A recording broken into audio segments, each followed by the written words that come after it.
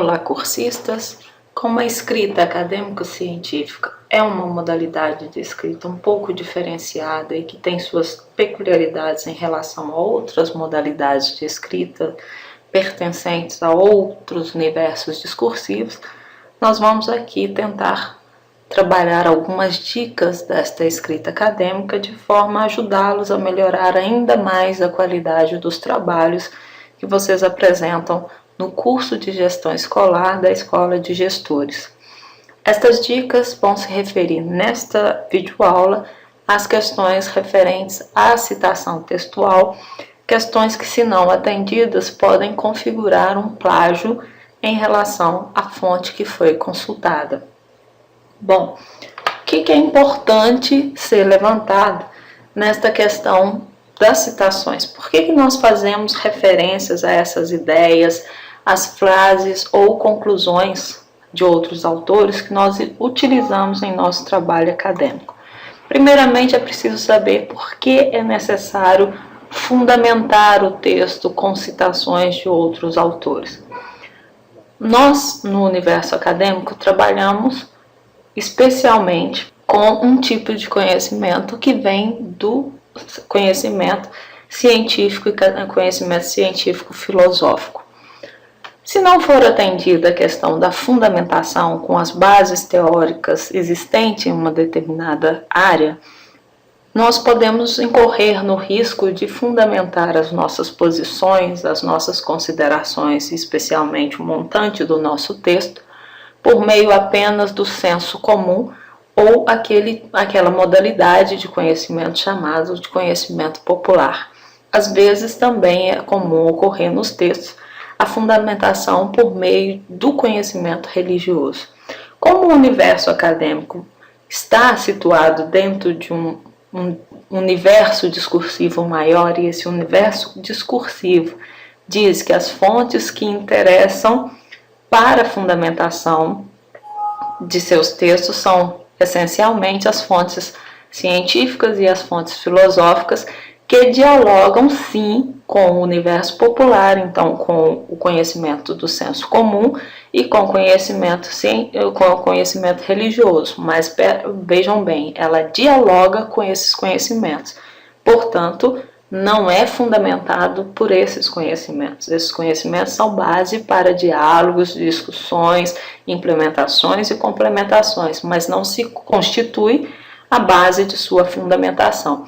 Então, toda vez que eu tiver que fundamentar o meu texto, e eu vou precisá-lo toda vez que eu fizer um texto acadêmico científico, eu busco na leitura realizada sobre os bons teóricos da área, sobre aqueles textos selecionados, a fundamentação, os argumentos que tornam o meu posicionamento ou aquilo que eu estou descrevendo, argumentando, expondo, algo que é factível e algo que é possível de ser sustentado dentro de uma área. Então é preciso fazer referência a essas ideias, a esses trechos que nós utilizamos sempre nos trabalhos. Toda vez que eu usar então esses dados de outras fontes, eu preciso fazer referência a essas fontes exatamente de onde elas foram extraídas. Caso eu não faça esse tipo de referência, eu posso incorrer numa das situações de plágio. Só para nós aproveitarmos aqui então nossa videoaula, vamos esclarecer de vez essa questão do plágio, porque ainda há uma certa confusão no meio acadêmico por parte de alguns alunos, alguns cursistas, do que é realmente o plágio e quais são as modalidades. Então eu vou colocar aqui uma referência às modalidades básicas de plágio retiradas do Marcelo Croscó, que é um pesquisador brasileiro, que escreveu um livro muito importante para nós que trabalhamos nesse universo acadêmico, chamado Autoria e Plágio, no qual ele discute exatamente essa questão do plágio acadêmico. O plágio acadêmico ele pode configurar-se em 5 modalidades básicas. Essas modalidades seriam, então, plágio direto, que é aquele famoso copiou-colou, em que se faz uma cópia literal do texto sem mencionar a fonte, sem fazer a devida citação. Temos também o plágio indireto, que é quando você muda o texto original, colocando-o no seu trabalho com palavras suas, porém usando uma ideia de outra pessoa e não fazendo referência a essa ideia desse terceiro que você utilizou. Existe também o plágio de fontes, que é configurado quando você usa as mesmas fontes, as mesmas citações de outro trabalho que você leu, sem fazer a menção a essa já utilização desse. Então, suponhamos que você pega uma monografia que trabalhou exatamente tais textos e tais citações, você escreve o seu texto, mas usando exatamente essas fontes, essas citações, sem mencionar em momento algum que essa coletânea, essa seleção de fontes não era somente sua. Existe uma outra modalidade muito preocupante no meio acadêmico, que configura o plágio consentido ou o conluio, que é o plágio de todos, talvez o pior, que é aquele plágio no qual o aluno ou o cursista apresenta um trabalho que não foi feito por ele, um trabalho pago, um trabalho de um colega que o cede, mas um trabalho que não tem autoria do próprio aluno. Esse plágio consentido é de fato um grande desafio para as instituições de uma forma geral. E existe também uma modalidade que é o autoplágio, quando, por exemplo, o aluno já utilizou um trabalho sobre uma temática X, uma determinada disciplina, e apresenta aquele mesmo trabalho novamente em outra disciplina, sem, no entanto, mencionar que esse trabalho foi parte da outra disciplina, mas que foi retrabalhado, então ele cabe dentro da avaliação em questão. Então, o autoplágio é o uso do plágio, ou seja, você copia de si mesmo um outro trabalho, um texto, e o entrega como se fosse inédito a primeira vez que é apresentado. Então, essas são as 5 modalidades básicas de plágio. Então, plágio direto, que é o copiou e colou, então copia exatamente como está, sem fazer referência à fonte. O plágio indireto, em que você copia a ideia de um autor com suas palavras, porém não fazendo a indicação da autoria. O plágio de fontes, onde você utiliza já um trabalho estruturado, para você não ter esse trabalho de estruturá-lo, você usa as fontes que já existem sem mencionar. O plágio consentido, que é o famoso comprar trabalho ou pedir, delegar a outro que o faça em seu nome. E o autoplágio. Bom, portanto, essas 5 modalidades de plágio podem ser perfeitamente evitadas se você conhece e quer usar as citações de forma adequada. As citações, elas fundamentam e melhoram a qualidade científica do trabalho, pois, como já mencionamos, o trabalho acadêmico científico ele usa do conhecimento filosófico e especialmente do conhecimento científico para fundamentar os seus postulados, oferece ao leitor condições de comprovar aquela fonte que você diz ter usado, aquele trecho, aquela citação, e ajuda a aprofundar o tema, o assunto em discussão. Imagina o que é escrever um texto acadêmico se você não dialoga com uma teoria, com as normas de uma determinada área, você vai esgotar rapidamente o que precisa ser falado, porque você não tem o elemento que leva o seu texto à frente, que é o diálogo com este outro é essa voz que a gente traz para o texto, ou essas vozes alheias trazidas pelas citações. Pois bem, em termos de citação, as fontes de pesquisa podem ser primária ou secundária. Do que se trata cada uma delas? Eu tenho uma fonte primária quando eu uso o próprio autor que trabalha uma questão X. Por exemplo, o tema da globalização trabalhado em um dos livros do Bauman, em que ele diz, por ele e pelas fundamentações que ele apresenta, o que é a globalização e quais são as suas consequências. Mas posso também trabalhar esse tema da globalização em Bauman por meio de um outro estudioso, como é o caso, por exemplo, de Tomás Tadeu da Silva, que faz um estudo sobre a globalização nessa perspectiva de Bauman, sobre essas ideias de Bauman. No entanto, se eu utilizo essa segunda via, eu estou usando uma fonte secundária. Então, fonte primária, vou direto ao autor que dá origem a uma discussão. Fonte secundária, eu utilizo alguém que estuda aquele autor que deu origem àquela discussão. Relembrando algumas questões lá da graduação, vamos pensar nas duas modalidades de citação possível. Nós temos as citações diretas e as citações indiretas. Em termos de citação, vai se chamar citação direta aquela em que eu utilizo exatamente a fala do autor, aquele trecho tal qual ele escreveu, ou seja, eu transcrevo para o meu texto literalmente aquilo que o autor propõe no texto fonte. Neste caso, nós usamos para introduzir essa citação direta alguns verbos chamados dentro dos estudos de linguagem de verbos dicende, ou seja, verbos do dizer. Verbos como o autor afirma, o autor cita, o autor diz, o autor conclui, o autor propõe, ele postula, ele menciona. Verbos que mostram a fala de alguém, a fala alheia que eu estou chamando para fazer parte do meu texto. Nesse caso, citação direta. E tem também uma segunda modalidade de citação chamada citação indireta. No caso da citação indireta, em lugar de usar as palavras tal qual o autor propõe, eu utilizo a ideia e transcrevo com minhas palavras a ideia do autor. No primeiro caso, é de fato uma transcrição. No segundo caso, trata-se mais de uma tradução do que uma transcrição de fato.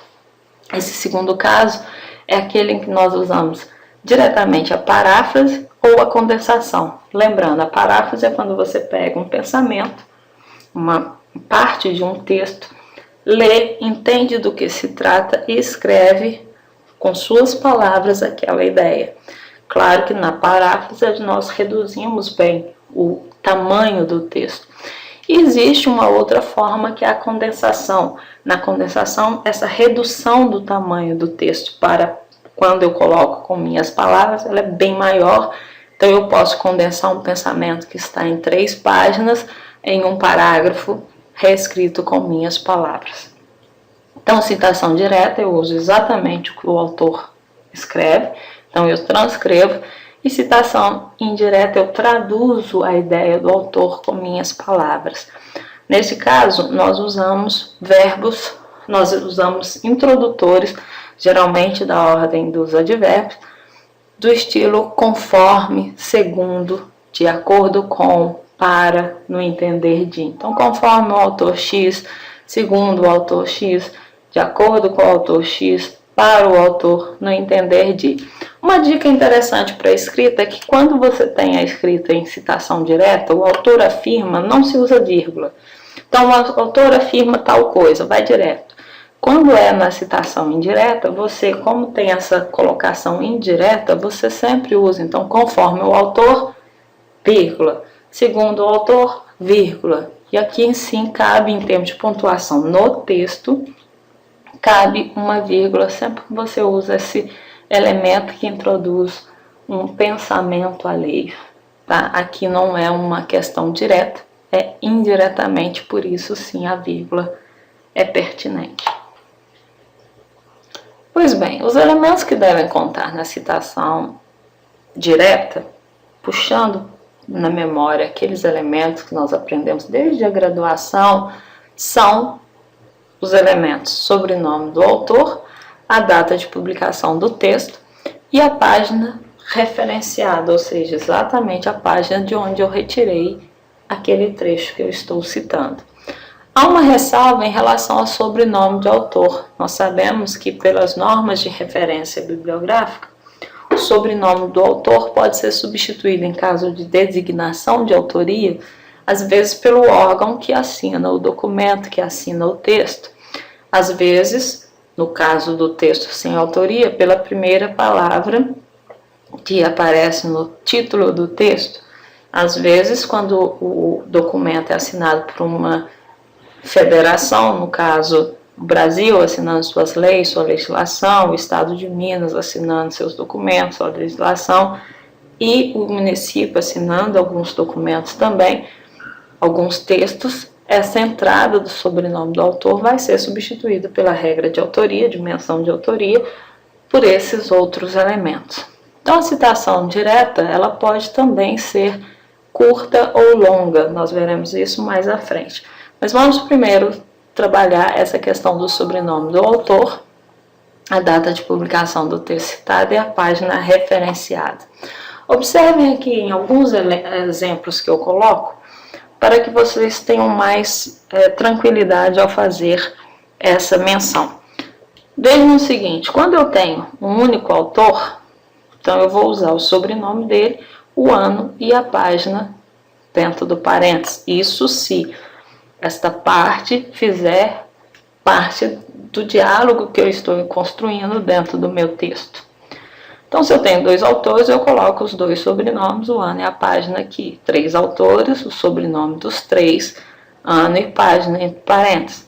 Mais de 3 autores, pela regra de referência bibliográfica em autoria, nós sabemos que é substituído pelo termo et al.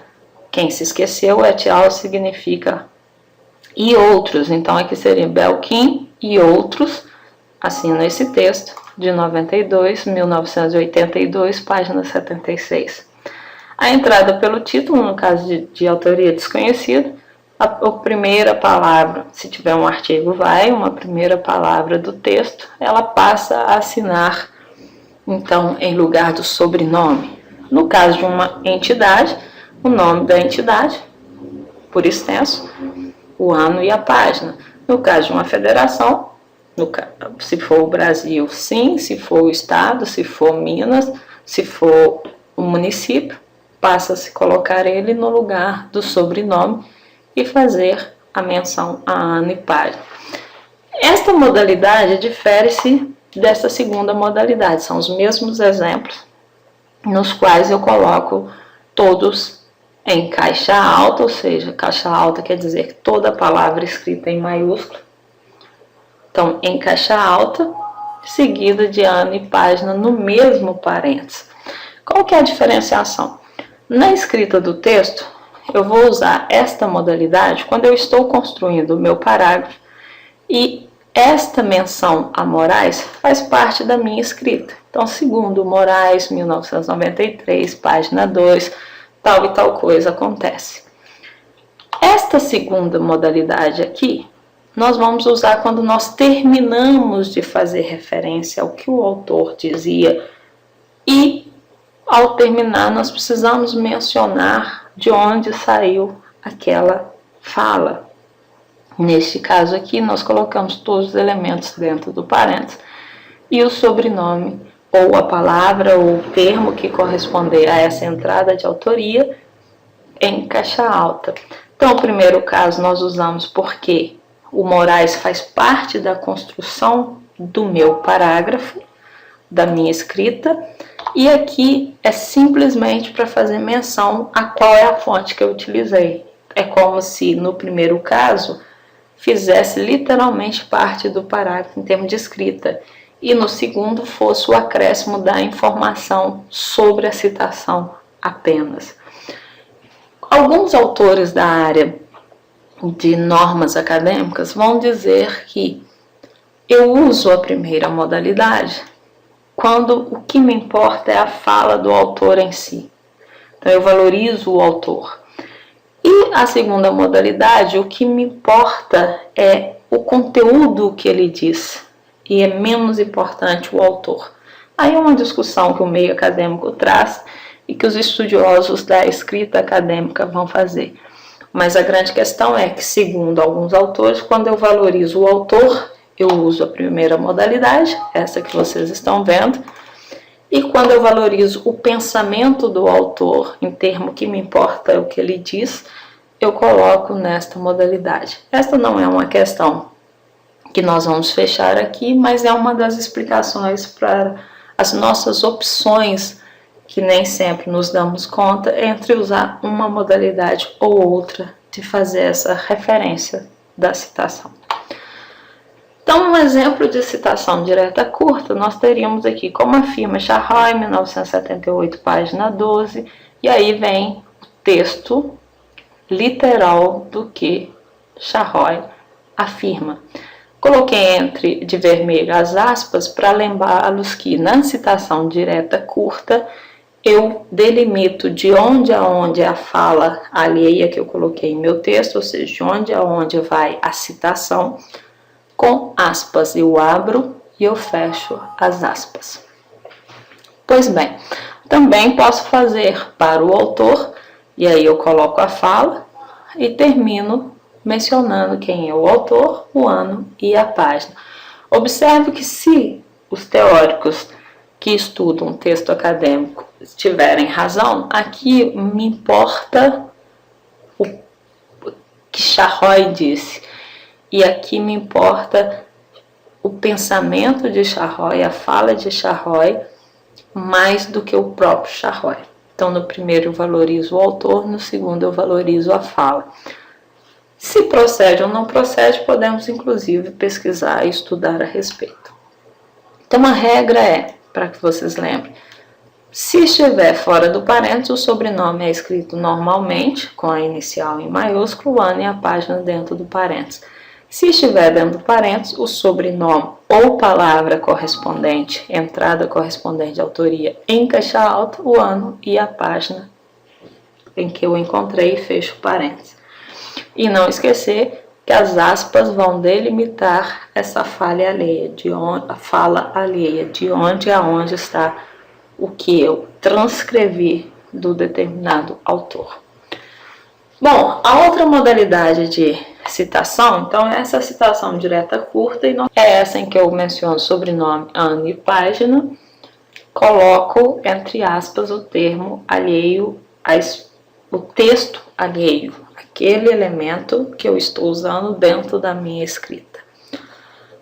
E tem também a citação direta longa. O que é a citação direta longa? Constituirá uma citação na modalidade direta longa toda vez que eu transcrever literalmente a fala de um autor, o que um autor propõe em seu texto, e digitado dentro das normas da ABNT, dentro do meu texto, que está em Arial 12, mais de 3 linhas.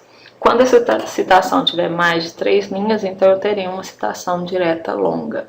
Neste caso, eu não vou usar mais as aspas. As aspas nós vimos no caso anterior, que delimita de onde a onde ocorre a fala do autor. No caso da citação direta longa, eu vou usar um outro recurso, que é criar um parágrafo específico para essa citação. Então vejam aqui, a despeito disso, Gomes, 2004, página 2, esclarece que, nesse parágrafo com tamanho menor, em termos de fonte de digitação, nós temos a fala do autor. Então, neste caso, o uso de aspas é desnecessário, pois se colocarmos vai ficar redundante. Eu já tenho o recuo de parágrafo que mostra que é uma citação. Bem, o que mais que eu preciso fazer nesse tipo de citação para que ela fique adequada? Então, eu ponho um parágrafo específico para o trecho que eu estou transcrevendo, faço um recuo da margem lá do trabalho de 4 centímetros, é uma margem padronizada, então são 4 centímetros da margem, vou justificar o texto. Nós sabemos que o texto acadêmico ele é um texto sempre justificado em termos de alinhamento, então 4 centímetros da margem, e transformo essa citação em termos de fonte de digitação numa fonte menor, uma fonte de tamanho 10, para diferenciar do texto que tem tamanho 12, então eu coloco tamanho 10, e tiro o espaço duplo que existe entre a linha do restante do texto. Então, vai ser espaço simples, fonte 10, 4 centímetros de margem padrão. Bem, eu posso fazer assim, todos os elementos da citação acima, que referencia, então, sobrenome, ano e página, todos acima, ou todos ao final da citação. Quando eu digo todos, eu estou mencionando que tem que ser a entrada de autoria, no caso aqui, sobrenome, o ano e a página. Eu não posso pôr o autor aqui, o ano e a página aqui embaixo. Eu preciso colocar ou todos os elementos antes ou todos os elementos depois. O importante é não quebrar essa citação em termos de colocar sobrenome lá em cima, ano e página embaixo. Ou tudo antes ou tudo depois. A outra modalidade de citação, então nós vimos citação direta. Dentro de citação direta, nós vimos citação direta curta, com até 3 linhas, e citação direta longa, com mais de 3 linhas. Com até 3 linhas, fica dentro do texto, separado por aspas, mencionando-se a autoria, o ano e a página. Com mais de 3 linhas é chamada de citação direta longa, elas ganham um parágrafo próprio e eu faço menção a todos os 3 elementos antes ou depois da citação. A citação indireta é muito comum quando você traduz em suas palavras, muitas vezes condensando várias páginas de um pensamento de um autor em uma fala menor com suas palavras. Essa citação ajuda muito a você ganhar dinamismo no texto. O dinamismo porque no lugar de toda hora interromper o seu texto para colocar a fala de outra pessoa, você, nos locais que são convenientes, você menciona com suas palavras a ideia proposta por outro autor. Nesse tipo de citação indireta, não é necessário colocar um número de página. Veja bem, eu posso pegar da página 10 à página 17 e traduzir esse pensamento alocado entre a página 10 e 17 de um livro para 2, 3 parágrafos, meu, de repente até um, se eu conseguir traduzir bem essa fala do autor. Neste caso, o que é obrigado é a entrada de autoria, no caso o sobrenome do autor, o ano da publicação. Eu disse que o número de páginas não é necessário, porém não é errado colocá-lo, só não é obrigado, é diferente. Então, eu tanto posso falar Silva 1989 propõe tal coisa, ou posso escrever no texto, dentro do parágrafo, a tal coisa e terminar com Silva, 1989. Exemplo de citação indireta. Eu posso fazer, de acordo com o Schneebi 2012, e aí vem aqui um trecho em que eu coloco com minhas palavras o pensamento do autor, ou eu posso colocar o pensamento do autor e terminar com a referência de quem é o autor e que ano ele escreveu este texto. Lembrando que em termos de citação, todas que aparecerem no corpo do texto deverão estar na referência bibliográfica devidamente descrita de acordo com a norma de referência bibliográfica. Então vai ser lá na referência bibliográfica eu vou saber qual é o primeiro nome desse autor, Schneebi, qual é o texto, qual é a editora que publicou, se for o caso de um livro, qual edição era esse livro, em que local foi publicado. Eu só sei dentro do texto que este é o sobrenome, porque é a entrada de autoria, e que este é o ano. Os outros elementos eu espero encontrá-los sempre na referência bibliográfica.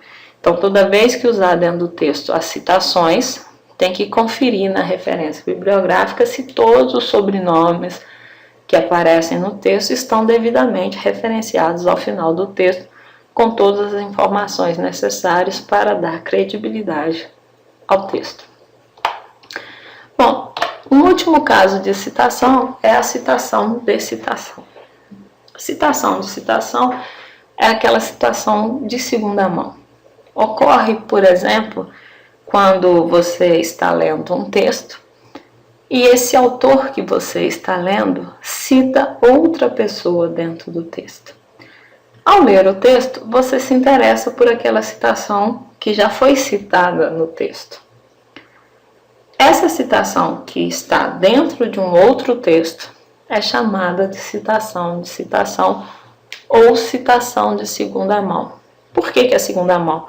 Porque não é no texto original que você o encontra, e sim dentro daquele texto que você está lendo, o autor do texto que você está lendo cita também outros autores, e o que te interessa são essas citações de outros autores alocadas dentro do texto que está lendo. Neste caso, existe um recurso que é a utilização da expressão apud. Tá? Esse apud pode ser traduzido como citado por, diz junto com e outros termos, e faz essa devida referência e essa devida citação da fonte correta que você está utilizando. Muitas vezes se lê um texto e neste texto há várias citações que você utiliza e nem sempre a pessoa tem o cuidado de mostrar que é uma citação de segunda mão, ou seja, que você está lendo via outro autor e não necessariamente a fonte. O APUD ele tem um certo problema que é você não ir à fonte, e por não ir à fonte, se aquele autor que você está lendo errou algo, você vai errar por tabela. Então, se ele errou o entendimento, se ele errou a interpretação dele sobre o texto, você também correrá nesse erro, porque você está usando na mesma linha que ele. No entanto, é muito comum para textos que não têm tradução em português, você utilizar autores que já trabalharam com aquela linha de pensamento, com aquele outro autor. Então, o APUD ele tem seu ponto problemático, que é o fato de você não ir à fonte e ter certeza qual é a questão tratada, qual é o entendimento possível, mas tem um lado bom que é te ajudar, às vezes, a ter acesso a alguns textos, a alguns pensamentos que você ainda não daria conta de ter por não conhecer a língua ou porque não há aquela publicação disponível no momento. Lembrando que quando for citação de citação, lá na referência bibliográfica, você vai mencionar somente o texto que você leu, não aquelas citações, referência daquelas citações que já estavam dentro do outro texto. Você tem que dizer para o seu leitor, olha, eu estou citando fulano, mas esse fulano que eu estou citando está dentro desse texto aqui que eu li. Então é preciso fazer essa referência bem feita. O que eu estou dizendo é o seguinte, vamos para um exemplo. A citação de citação funciona assim. Imagina que eu tenho um texto que eu li um texto de Silva, 2006, página 16, e Silva cita o autor Novoa, 1992. Então veja aqui, até coloquei algumas setinhas para ajudar. Eu leio este texto, mas lá dentro me interessa uma fala que é de Nova. Então eu coloco Nova 1992, citado por Silva, ou poderia ser APUD, Silva 2006, página 16, refere a identidade e por aí vai. Quem que eu tenho a obrigação de colocar ano e página de fato? Ano e página de fato eu tenho a obrigação de colocar na obra que eu consultei. Então vai ser Silva 2006, página 16. O primeiro, que é aquele que já foi citado por Silva e eu aproveitei por tabela, por segunda mão, desde que apareça o sobrenome e o ano, eu já cumpri a minha obrigação na citação. Não é problemático você colocar número de página, mas o que tem que ser muito preciso é da obra que você consultou de fato, e não do texto que você leu de segunda mão. O texto que você leu de segunda mão aceita sobrenome e ano, se for o caso. Então a regra é a seguinte: primeiro vem quem foi citado, segundo vem quem eu li de fato. Por que é considerada leitura de segunda mão? Veja aqui, primeiro, segundo. Esse é quem eu li, esse é o segunda mão. É dentro dele que está a leitura em primeira mão. Pode também ser daquela outra modalidade que eu já havia falado, que todos os elementos entram lá no final, na referência. Então, olha, Limeira, APUD Bernardes, 1996, página 35. Quem eu li de fato está aqui sempre em segundo lugar. É ele que eu tenho que colocar o ano e a página. Quem foi citado por Bernardes é o que entra primeiro. Então, é guardar o seguinte. É de segunda mão? É. Então, quem eu li vem em segundo lugar.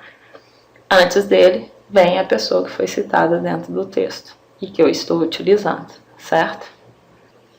Pois bem, são estas questões básicas sobre citação que nós precisamos atentar dentro do nosso texto acadêmico científico, principalmente para imprimir maior qualidade nas fundamentações que nós utilizamos e para não incorrer nos casos de plágio que já foram mencionados. Bom trabalho para todos e mais sucesso na qualidade da escrita.